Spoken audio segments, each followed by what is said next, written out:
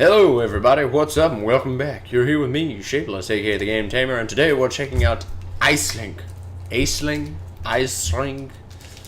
There's rice? I don't know.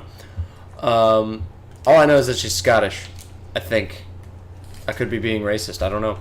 But anyway, she's a summoner as well, like Griselma. But she is a utility character, so she's more of like an off-tanky semi-damage dealer? She's actually a lot of fun. And she's really tricky. But, anyway, well, let's get into her skills. We got your left mouse click, you got melee attack combo. CADOR deals triple damage to enemies struck by this attack. So, like, if I'm in melee range, CADOR is her summon, which you will find out in your right-click move, which is summon or direct CADOR. CADOR has a 300 HP shield. On death, he will enter your sword, stunning you briefly. However, if you pull him back into your sword forcefully, you do not get stunned. Pro tips. Also, her left mouse click does more damage and is faster with CADOR in the sword. I'll show you guys that in game, the whole interaction with that. Anyway, we have CADOR's War Cry on her Q, which is CADOR slows enemies, negative 40% speed, and interrupts nearby attacking enemies. And then we have Into the Blade, which is CADOR heals you for 100 HP and enters your sword, plus 10 armor. And then you have Terrify. Enemies near your targeted area are launched, slowed. Launched and slowed. They didn't put an and in there. It kind of messed me up grammatically. But anyway, let's get in there. That's not what I meant to hit. All right, let's go. Okay. This is how your sword's going to look when CADOR is inside, and this is your attack animation. As you can see, it's actually pretty quick. However, if we, put CADOR somewhere, which is me holding the right click right now, my melee combo is noticeably slower. Now, here's her Q, which is around him. However, if he's inside her, he will spawn right on top of you, and it'll be an AoE around you. And then this is to pull him back. That's your E. It also, I think, resets a few of your cooldowns. I think it sets them and reuses them. But this is queuing with him inside. Just the AoE, and then he's summoned. The cooldown to move him is 3 seconds. So it's actually pretty nice, and he moves really far. Like you can use him to get around like corners and shit. It's real nice. Let's get into the abilities, shall we? Father's Lesson deals plus 15% damage to foes recently struck by CADOR. Not bad. It's a very good damage option. Or we have Send Out Projectile that pierces enemies. No longer performs a melee attack. This is actually really good if you want to go your utility route, because what it does is it allows you to hit allies with this ability. And if you hit allies, you can go either for armor, which is a 5-second duration, or you can go damage with another 5-second duration. So if you have a team that's doing well enough offensively, but not very well defensively, you can go armor, which will give, the teammates that need to not die as much less of the ability to die. And then if you have a team that's defensive enough but doesn't quite have the damage, say you have her and a tank and a healer, and it's just kind of like, it doesn't feel like you're putting out enough damage, you can go Spectral Might. Boom. Now you just hit up your allies before you go in, you beat some faces in, you beat some face, you give some people the hands, and that's how you go. Now from Father's Lesson we have Father's Flame. Deal more damage to burning enemies. That'll come in later. Which is plus 60 damage to burning enemies. Or we have Father's Reproof. Weakens enemies with each hit, which is negative 5% damage, stacking up to 5 times. So we have a maximum of negative 25% damage dealt from the opponent if you stack it. What I would say is if you do not need to be doing damage, and you need her for the utility at this point, go with Spectral Wave into one of the 2 options there, which I already explained. But if you do kind of still need to do some damage, I would definitely say that your damage option is Father's Lesson into Father's Flame, without a doubt. but your like damage-ish utility option is definitely reproof. If you have a healer that's just getting shit on. Pardon my language. Alright, onwards to CADOR. Sir CADOR deals plus 50% damage once every 7 seconds. Not bad. Or we have allies near Sir CADOR gain plus 10%, plus 10 armor. Once again, very much the utility option, and it allows him to kind of be a semi-frontliner for your team, which is actually really nice. And he's a very mobile frontliner because every 3 seconds he can move a large distance. So he's actually pretty nice. From CADOR's charge, which is your damage option, you can go Burning Blade, which is Sir CADOR inflicts burning, 40 damage plus 30 for 3 seconds, which runs from Father's Flame. That'll enable you to do more damage. However, it is, I believe, only usable. Father's Flame is only really usable when you take Burning Blade. If you do not take Burning Blade, I think that if you're going the damage option, you should still go the weakness. It's just better in my opinion. Or you have Sir CADOR performs his attacks more often, once every 3 seconds. This is actually really good, in my opinion, especially if you can kind of output some damage. So let's, for instance, throw CADOR down there. So that's how often he attacks now. Which, honestly, isn't all that slow. It's just, if he's able to attack faster, he's able to almost attack continuously. And if he's attacking consistently, you can just keep throwing him on people and he'll just keep doing damage.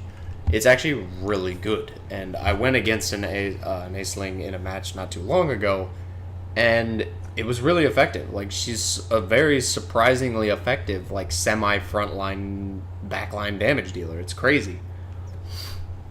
Now, from CADOR's defenses, we have CADOR's Restoration, which is allies near CADOR gain 30 healing per second, which is also really good. If, say, your healer isn't outputting enough, like, wide damage, and you have, like, multiple people dying at the same time, you have this. And CADOR is a character that you can just kind of throw in there. So, like, he's not, like, he's expendable, in a sense. Like, yes, you get briefly stunned, but it's worth it to kind of, you know, maybe give that extra 30 healing that someone could die to. Now, from CADOR's Might, we have allies near you deal, or allies near Sir CADOR, deal plus 15% basic damage. I think this might actually also apply to you, but I don't think so. Because otherwise, actually, I'm not sure. I might have to test that. Eventually. And that is it for that. CADOR's defenses is definitely the way to go for your, like, if you want to be a backliner, but CADOR needs to be a frontliner for your team, and your frontliner is kind of, like, wavery, I would definitely say CADOR's defenses into CADOR's Restoration to kind of keep him frontlining and backlining for your team. Just because, like, boom, he's on the front line. Boom, he's in the back line. Boom, he's in the front line. Like, attack somebody, attack somebody, attack somebody. Boom, now he's in the back line. Okay, boom, he's healing up some people. Alright, cool, now he's back in there. He's a very good float character. He's honestly a better character than most people in this game, in my opinion. But anyways, if your team's just not doing enough damage, then I would definitely go CADOR's Might and just kind of keep your CADOR on top of your teammates. Now for the Q, you have, upon interrupting an attack, Sir CADOR inflicts Cripple, which makes it, you know, harder to jump, slower, everything like that. Or we have Sir CADOR creates a projectile barrier. No longer interrupts people. Which basically, it just stops projectiles. Plain and simple. Sorry about that. This one's going to run a little long. I apologize. I feel like I have to go a little bit more in depth with the summoners because I have to kind of explain it from both ends. Now, from Spectral Barrier, we have Spectral Armor, which allies inside the barrier gain 20 armor. This is really good. However, we also have Spectral Lens, which allies inside the barrier have a 100% chance to crit, which is also really good. If you move him, I think it is immediately diminished, or it just decreases the amount of time it can be up. But once again, these are things that, like, very, very intricate things that need to be actually, like, tested upon further stuff. And I don't want to make this video like 40 minutes long trying to explain all these different intricacies of the character. I realize this is in depth, but that's a little too far than what I have right now, and just stick with me though. I will go into these things in another video, I promise. And we have Chastise, and then up to that we have Cry More, which is upon interrupting an attack, Sir CADOR's cooldown is reduced, which is also really good. Or we have upon interrupting an attack, Sir CADOR inflicts major weakness.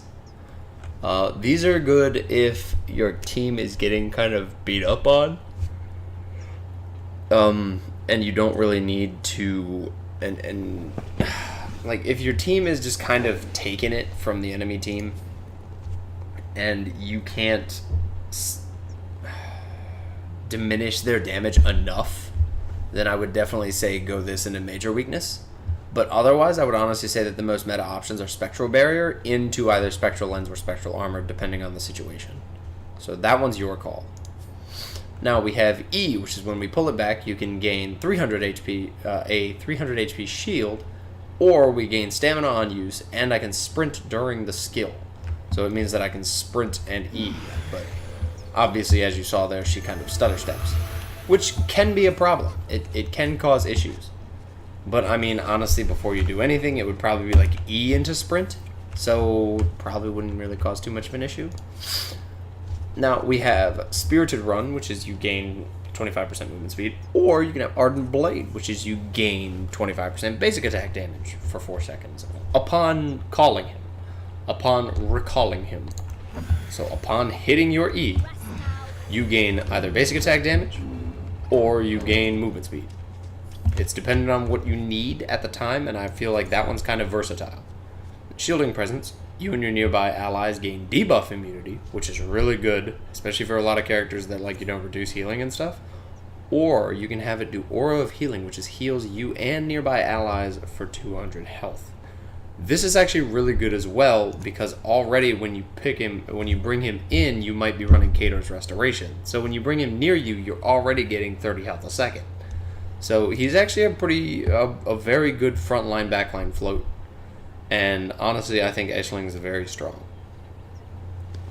Now onward to your regular passives. You have Commanding Presence, Performance. Sir CADOR deals plus 20% damage when attacking enemies struck by my left click, which is also good because it means I do more damage, and then he gains additional damage on top of that, so it's very strong.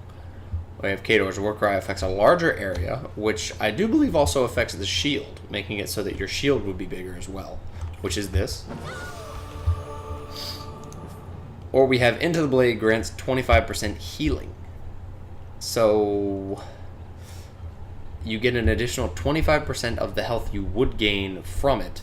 So you gain in it like another 125, I think, or like a grand total of like 150 to possibly 200. It's not amazing, and I would probably honestly say either go Echoes from Beyond if you need it, or Command Performance. Definitely as your meta options. Now for the alt passives, we have Ghostly Might, which is left mouse clicks plus 10% damage when Sir CADOR is in the blade, but also Sir CADOR deals plus 10% damage. So it's a very good damage option and probably your meta choice for damage. Faster stamina regen while in combat. Out of combat health regen starts 2 seconds sooner. Very natural. Also we have Pure Escapism. Lose debuffs when you dodge. Also a very natural one. And then Hit and Run, which is another plus 10% speed and plus 10% armor after using focus. These are your very standard ones and your very standard versatility tree if you don't need to go damage but kind of need that extra little bit of survivability or debuff reduction. But anyways, this is what I feel your meta option would be. And you could definitely go Will to Power, which is plus 10% damage and plus 10% front damage reduction after using focus. Or you could just go plus 20% front damage reduction while attacking. You can make her like also a semi frontliner. She's not very healthy, as you can see by her 3 bars of health, but she can take some damage. She can also do some damage, not like damage, but she can cause the enemy problems. But that's all I got for this time, guys. Hopefully you enjoyed the bit of information I had for you. Don't forget a couple of those tips and tricks. I'm also going to probably eventually be giving you a tips and tricks video for Aisling herself, because there are a lot of oh shit, he got in trouble. there are a lot of intricacies involving this character that I want to get into more. I want to shed a little bit more light on for you guys. But that's going to be it for this time, guys. Don't forget to like and sub. Whip those buttons into shape for me.